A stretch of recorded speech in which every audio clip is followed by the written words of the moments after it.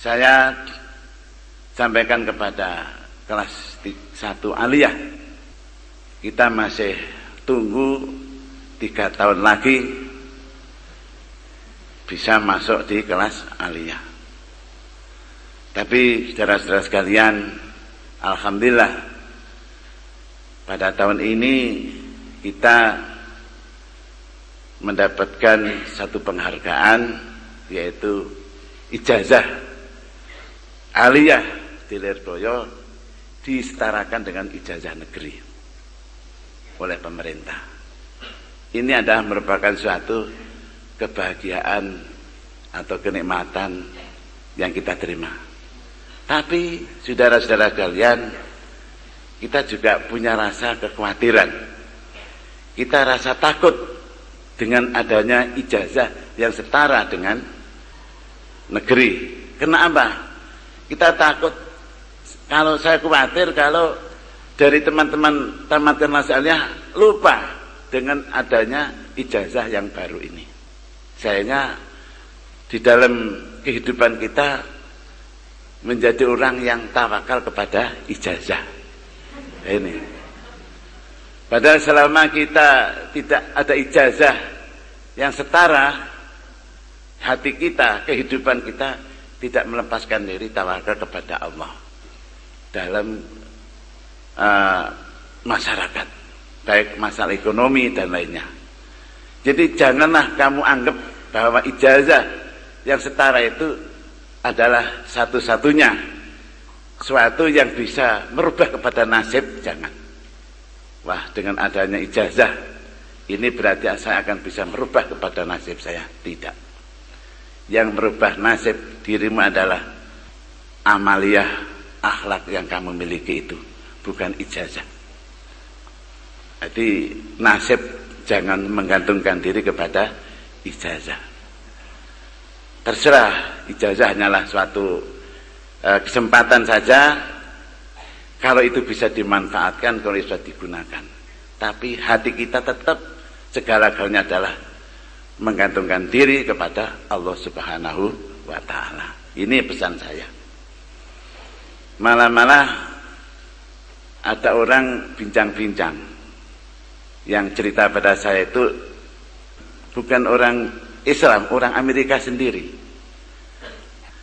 Ternyata orang-orang yang bisa menciptakan lapangan pekerjaan, sehingga bisa mempunyai perusahaan besar, ini kebanyakan bukan orang-orang yang berijazah.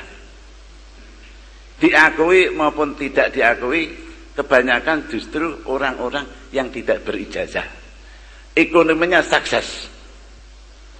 Nah, sedangkan orang yang menjadi kaum buruh, ini kebanyakan adalah orang-orang yang berijazah.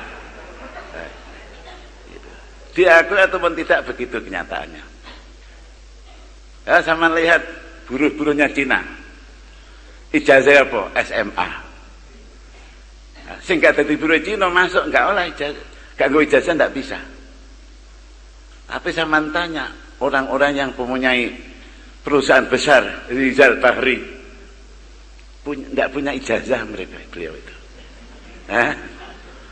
Uangnya ada 33 triliun. Rizal Bahri, tapi beliau tidak punya ijazah. Nah, jadi masalah kehidupan jangan sampai kita tawakal kepada ijazah. Tawakallah kepada Allah. Percaya diri, Allah pasti. Kita percaya, kita berusaha, Allah akan memberi. Itu saja. Saya pernah, kalau tidak salah, insya Allah juga bersama-sama dengan Ki Anwar, Cak Aziz, tahun berapa itu, setelah Gestapo, bersama-sama daftar menjadi guru agama OGA.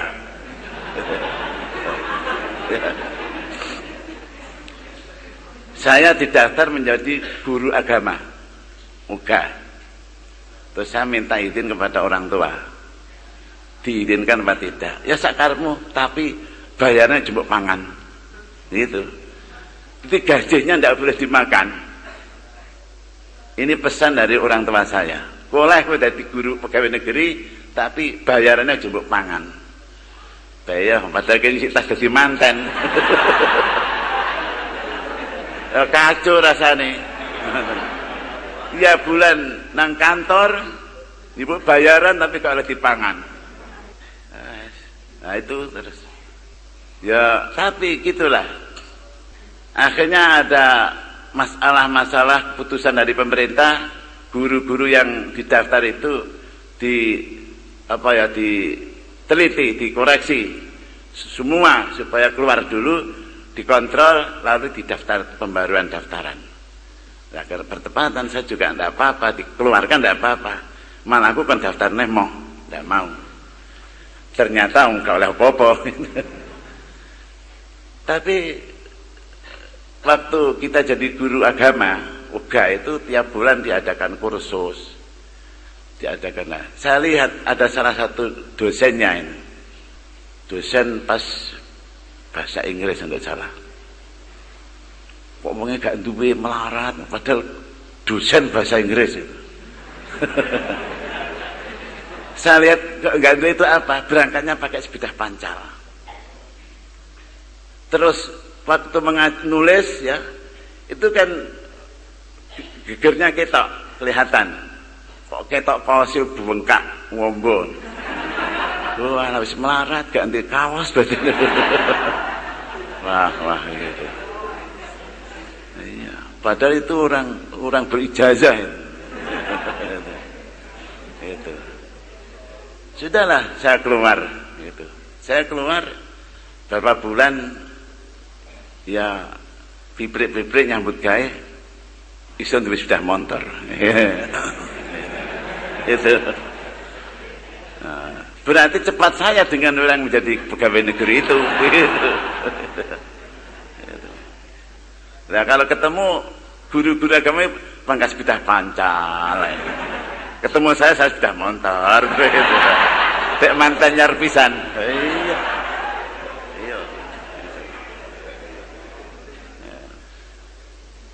Saya sangat setuju, sangat mendukung, sangat cinta kepada apa yang dilakukan Kiai Mas Duki Mahfud.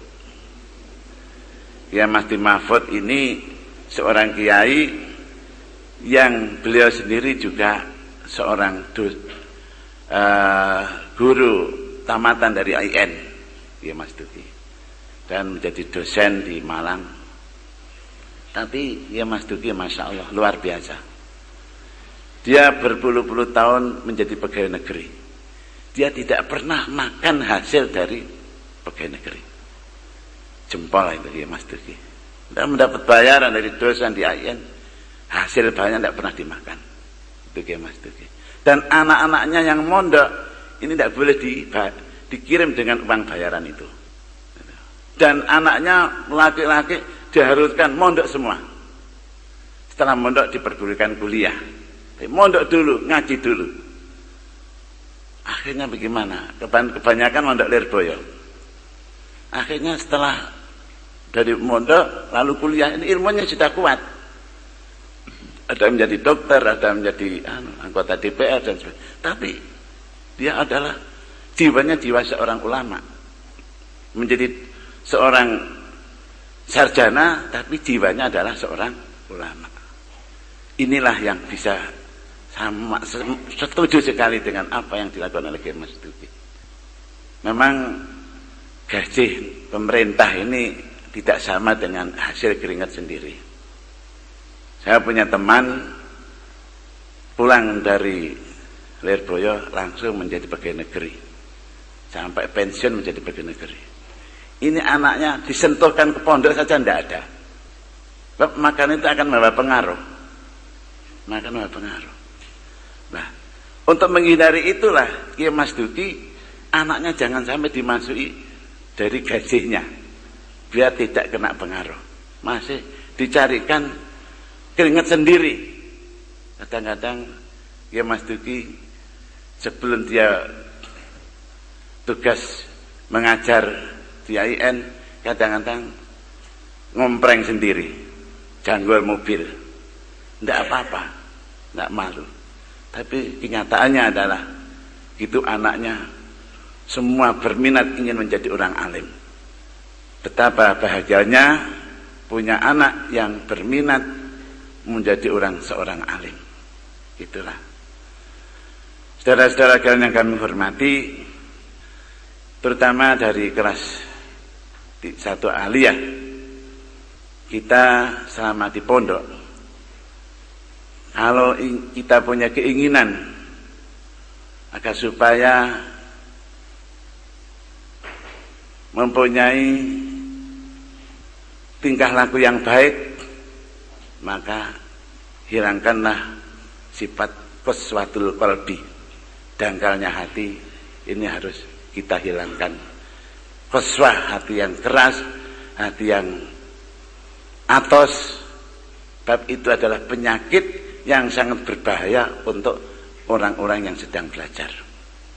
Selama orang-orang itu masih mempunyai sifat qaswah di dalam hatinya, sulit akan mendapatkan ilmu, apalagi ilmu yang manfaat. Kenapa? Biasanya orang itu kalau qaswah di dalam hatinya, ini angel diatur. Diatur angel, dituturi angel, mlebu sekolah dianggap gak mlebu sekolah dianggap biasa. Diseneni gurune dianggap angin. Ya, guru marah itu dianggap angin datang gitu. Ya, digrujuk apa maneh, dianggap sepele. Ini orang yang kena penyakit qaswatul qalbi. Lah ini secara medis. Wala Rasulullah sallallahu alaihi wasallam. Zaman Rasul ya secara medis loh. Ya. Salasun yurisul qalba, yurisul qaswah fil qalbi. Pertama adalah hubbut ta'am. Seneng mangan, maksudnya ngoten lho. Seneng mangan gak ada ukurannya, maksudnya gitu. Makan tidak ada ukurannya. Itu maksud hubbut ta'am. Ya, seneng makan tidak ada ukurannya. Ini yang dimaksudkan begitu. Tapi kalau orang tidak senang makan ya berarti orang tidak waras toh. Tapi yang dimaksudkan adalah senang makan yang tidak ada ukurannya. Wis apa-apa bleng, sore bleng, isuk tumpang bleng, telo bleng, tempe bleng, kabeh bleng, es bleng, kabeh bleng. Tangi turu mangan, mulai sekolah mangan, Buddha sekolah mangan, sampai 1 hari 1 malam 7 kali makan. Yes. Ini namanya orang hubbut ta'am. Ini secara medis akan membawa bahaya.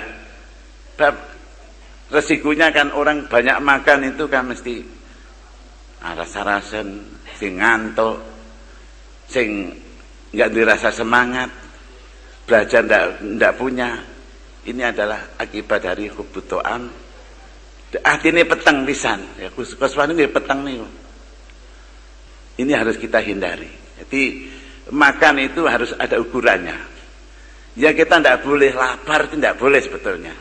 Yang baik itu adalah sunnatir Rasul, orang itu tidak terlalu kenyang, tidak terlalu lapar, sedang. Ini yang baik. Sebab kalau terlalu lapar akan menimbulkan penyakit. Tapi kalau terlalu kenyang juga sama. Tapi kalau sedang, ia akan menyehatkan badan. Menurut Imam Ghazali, perut kita harus ada ukurannya. Sekian persen untuk minum, diisi minuman. Sekian persen diisi dengan makanan. Dan sekian persen untuk nafas. Orang kok 100% untuk makanan dan minuman, enggak. Nah itu. Akhirnya apa? Maka Rasulullah mencaci maki kepada orang yang kegemukan. Gemuk itu karena kebanyakan makan, kecuali gemuk saya.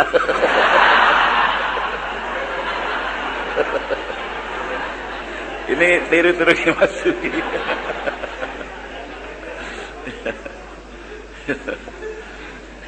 Saya tidak gemuk, ya, bur-buren ya.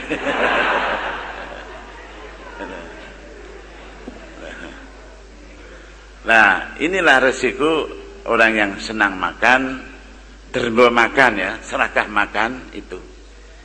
Yang kedua kalinya adalah hindarilah hubbun naum,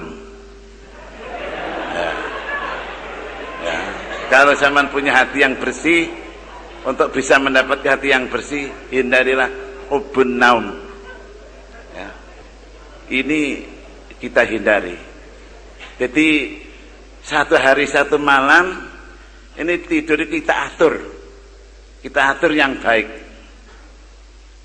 kita jadwal, kita jadikan disiplin. Satu hari satu malam tidur hanya kita batasi dari jam sekian sampai jam sekian. Yang lainnya kita manfaatkan untuk istirahat ada sendiri, untuk tidur ada sendiri, untuk santai ada sendiri. Gitu. Ini namanya disiplin waktu. Kita atur yang sebaik-baiknya seperti apa yang pernah dilakukan oleh Hadratus Syekh Al-Mahfuz Mbah Kiai Ma'ruf Ali begitu. Mbah Ma'ruf ini ku mboten salah mondoknya cuma 6 tahun, tapi sudah menjadi orang alim. Kenapa? Karena beliau disiplin waktu. Beliau sering bercerita, karena keinginannya itu santri zaman dulu itu bagaimana nafsu itu bisa kita kalahkan. Tapi kalau nafsu tidak bisa dikalahkan, ini akan merugikan kepada kita. Dia kalau bikin kamar, Mbah Ma'ruf niku, bikin kamar yang pintunya itu kecil, yang kalau sudah mlebu nggak bisa metu. Modelnya gitu. Nggak kamar, mulai kadung mlebu kamar nggak bisa metu, kangelan metune. Upama panggung, ondone cukup pring tok ae. Terus kadung munggah menek pring, gak usah dikek ondo. Engko lek wis dhuwur rasa-rasan medun. Lah apalagi kalau rasa-rasan medun, ya pegang kitab mutolaah. Ini orang dulu begitu cara mengajar nafsunya. Nah, kita harus bisa begitulah para santri-santri.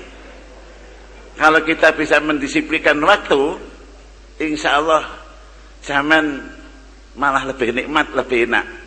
Leh mondok sedilut ndang terus kawin. Nah, enak tak? Nggak usah lama-lama. Nggak usah lama-lama. Untuk apa lama-lama itu?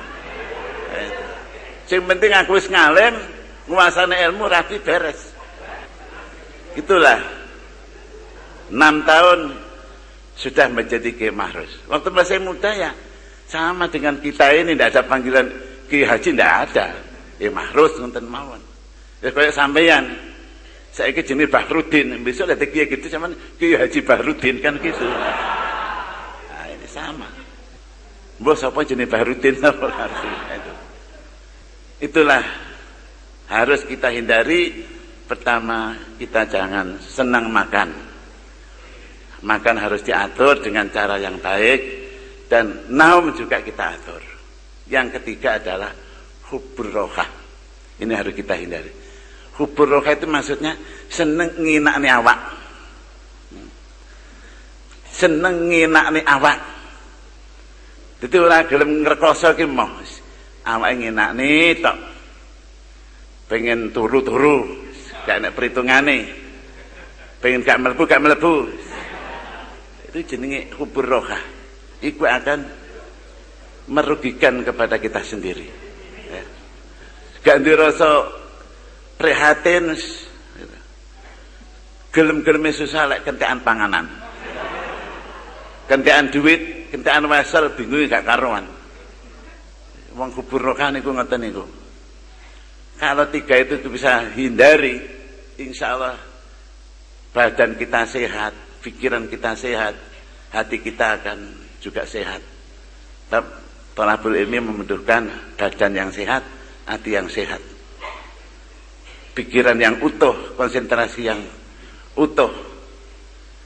Ya, ini termasuk adalah salah satu cara kita mempercepat di dalam kegiatan thalabul ilmi. Hindarilah masalah itu.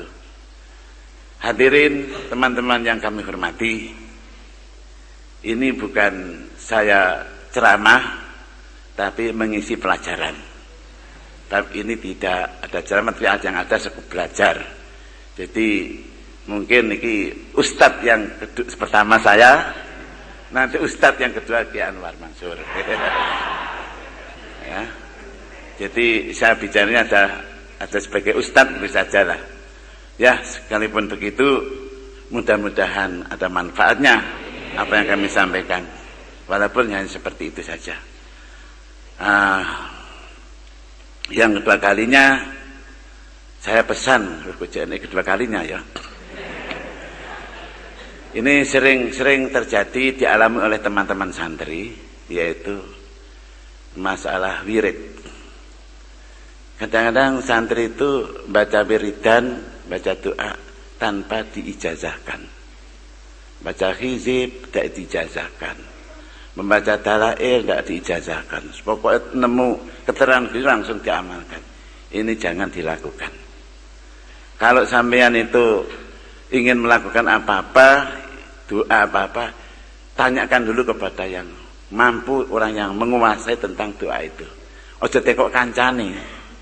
Lah tekok kancane wong sak padha kadang-kadang ya wis aku tak melok-melok malah ngono. Akhirnya stres kabeh. Ngoten. Stres kabeh. Ada anak kelas ibtidaiyah. Itu ngene cah cilik-cilik niku Cik. Cah ibtidaiyah kadang yang sama cah telu cah papan nih kan ada. Niku pas ning sampah-sampah nemu tulisan, rupa-rupanya tulisan Pak Guru siapa. Niku donga-donga ngoten hizib-hizib. Terus ditemu karo anak ibtidaiyah tadi. Lah isine donga hizib-hizib ngoten. Lah kok cah telu gak usah dijajani iki dongane kangge ayo dilakoni wong telu ya. Dilakoni. Donga niku dilakoni. Ora dijazani malah dirasani. Telu stres kabeh. Anak-anak itu tadi. Stres. Koming pikirannya. Saya minta ojo sampai sembrono dia datang hizib. Saya waktu masih kelas 5 ibtidaiyah. Saya pegang Abu Maksar. Konangan orang tua saya. Waduh, saya dipanggil marah-marah ndak karuan. Padahal saya sudah kelas 5 ibtidaiyah. Saya punya Abu Maksar. Gitu. Jadi kalau kita masih belajar, ya utamakanlah belajar itu saja. Nggak usah buka-buka kitab sing aneh-aneh. Ya. Apalagi membaca, Masya Allah. Nggak usah jalan dulu. Kalau sudah punya tingkatan, punya kekuatan, persilahkan. Sebaiknya apa amalan-amalan itu sebaiknya diijazahkan. Ya. Hizib Nasor, apa hizib Alwan. Kalau sama ya pertama dimintakan pertimbangan. Cocok apa ora, setuju apa ora pada orang yang pinter, orang yang ngerti diizini apa tidak untuk saya melakukan ini itu. Saya sering ketemu sama anak-anak santri stres, Masya Allah. Salah saya utus, saya teliti, yaitu dia mengamalkan amal-amalan ijazah dari temannya sendiri. Temannya sendiri, sapa sing ijazah kanca kula piyambak. Cek ngotene karo mlipate koyo arep ngampleng kula ngoten. Gayane niku, wong jan wong stres. Iku santri. Masya Allah, itulah sing hati-hati wiritan niku yang lebih baik nggih. Lebih afdal, lebih utama adalah deres Al-Qur'an. Pun toh deres Al-Quran itu wiritan yang paling baik sendiri. Nggak ada tandingannya.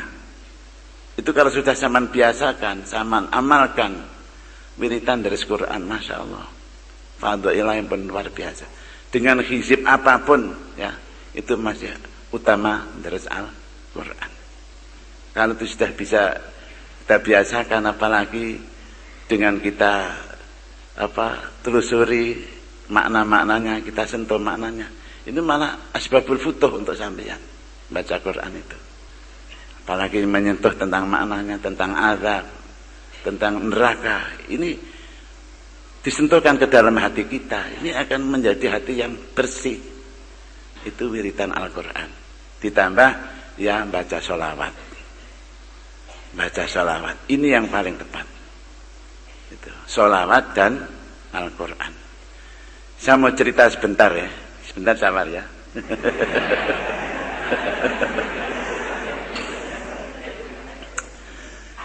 Di Pondok Lirboyo dulu ada namanya tokoh santri walim, satu namanya Mbah Wahab, jadi tulang.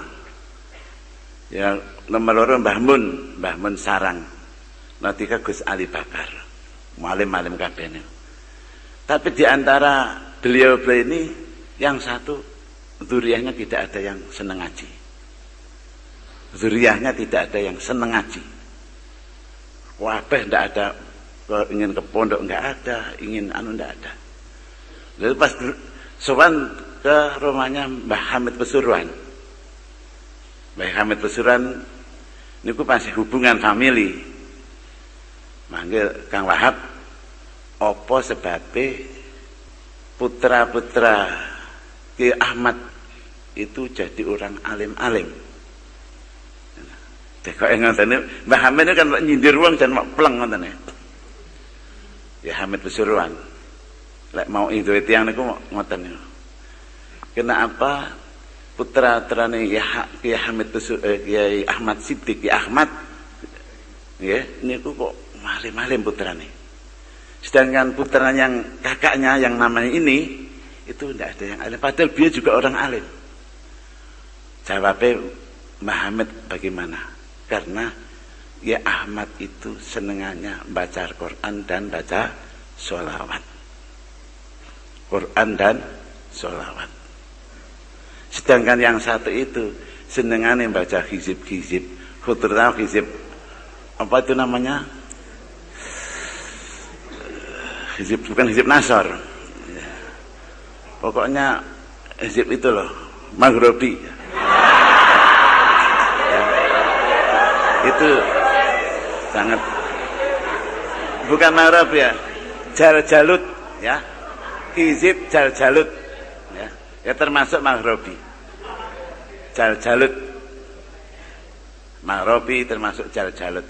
Ini orang tua-tua dulu ndak kurang menyenangi dengan wiridan itu, lebih senang wiridan Al-Quran dan hadis. Kalau ingin anak keturunannya kita menjadi orang senang mengaji Quran dan sholawat, itu sajalah ya. Kiranya itu saja tambahan saya, mudah-mudahan ada manfaatnya. Akhirul kalam, assalamualaikum warahmatullahi wabarakatuh.